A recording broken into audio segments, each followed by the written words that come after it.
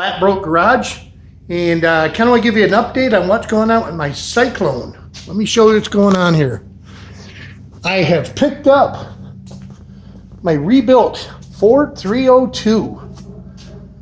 She's all set. Pay no attention to the valve covers. They ordered valve covers, and they're on back order, kind of like everything else I've been trying to get for this car. But so we got the engine back, and the old one's starting to come out. Got the radiator pulled, everything on top pulled.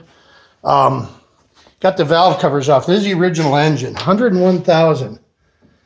I mean, she's got some coffee grounds in her. I mean, it's time.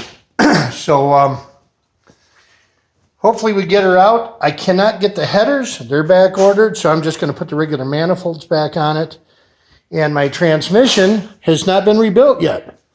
So I'm going to use the existing C4 that's in it. It works. It's drivable. I have been driving the car, so it's just not really a built trans.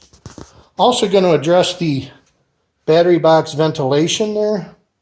Get a patch in there. And then once the engine's out, I'm going to pressure wash and kind of rattle can rebuild the engine bay.